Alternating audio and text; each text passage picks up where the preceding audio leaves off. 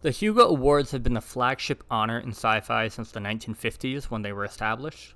I've now read every Hugo Award winner novel from the 1950s, so which ones are still worth reading, if any? Starting with 1953, The Demolished Man by Alfred Bester. It's a murder mystery set in the future where telepathy is common and getting away with crime is nearly impossible. Yet this doesn't stop a powerful businessman who decides to kill his rival, leading to a tense cat and mouse game between him and a telepathic detective. What's cool is telepaths in this world aren't superheroes. They're just normal citizens with normal jobs. Some become detectives, bodyguards, or lawyers. And this honestly grounds the novel quite a bit and makes the setting feel surprisingly real. If there were telepaths in our world, realistically, they would either become detectives or they would go into certain roles that fit their abilities. The book does show its age in terms of sci-fi technology. It was written in 1953, so a lot of the technology in the book would have been considered imaginative at the time, but most of the tech is pretty dated. And then telepathy is a pretty well-worn trope today, so readers shouldn't expect anything especially surprising or groundbreaking from this book. Overall, I still enjoyed it, and if you're looking for a classic vintage sci-fi vibe, this might be it. You just have to go in with the right expectations. 1954, there was no award. The 1955 award winner was They'd Rather Be Right by Mark Clifton and Frank Riley. This is widely regarded as one of the worst Hugo Award winners, and for good reason. At the time, the Hugo voting system was still shaky, and this likely won more on author popularity than merit. It was basically about a machine that can make you immortal, but the characters are flat, the plot is messy, and it honestly reads more like a high schooler's rough first draft rather than a finished novel, let alone a Hugo Award winner.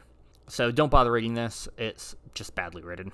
1956, Double Star by Robert Heinlein won the award. It's about a washed-up actor who's hired to impersonate a major political figure living on Mars, and what follows is full of tension, charm, and surprisingly heartfelt moments.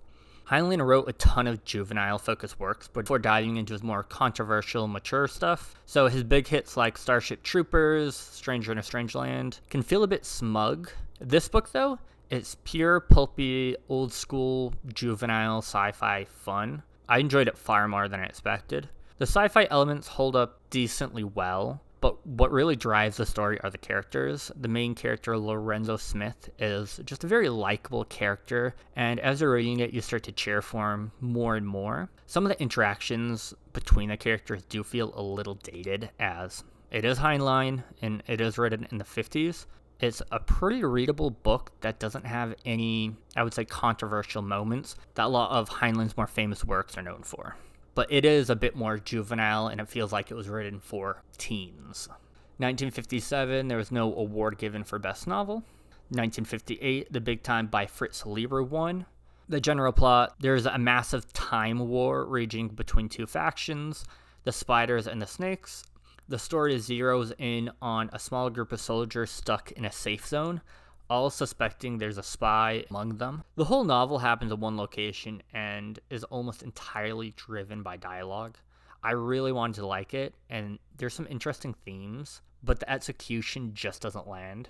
And that's because it's only 128 pages. It either needed more room to tell the story properly or a simpler plot to make it work. For most casual readers, this one probably won't click. If you're really into vintage sci-fi, the general plot might be interesting, and the plot would actually make a great mini TV series, but overall, it's a pretty skippable book. 1959, A Case of Conscience by James Blish won. It's about a group of people sent to evaluate an alien planet and advise on how humanity should approach the planet. One of the evaluators is a Catholic priest whose entire belief system is shaken as he learns that the aliens on this planet have a moral code. They have morality, but they don't have religion. The book is made up of two parts. Part 1 is outstanding. It's an engaging philosophical first contact story that touches on faith, ethics, and humanity. It's one of the best openings to a sci-fi novel I've ever read. Unfortunately, Part 2 doesn't quite stick the landing. I wouldn't say it's bad, but it can't live up to the setup of Part 1.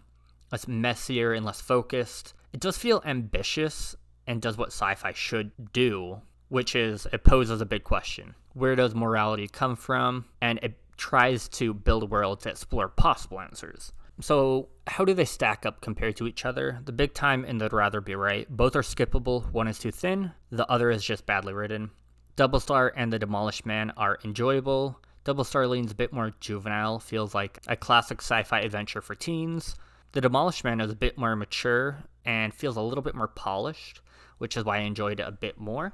And then A Case of Conscience is definitely the most ambitious of the Hugo Award winners from the 50s, but a lot of people hate the second portion of the novel. I would say probably for good reason, because it's kind of messy. Though I do think it's the most interesting of the 50s award winners, and the one I would recommend out of any of them. I'm planning on reading all the Hugo Award winners. If you enjoyed this video, please like and subscribe.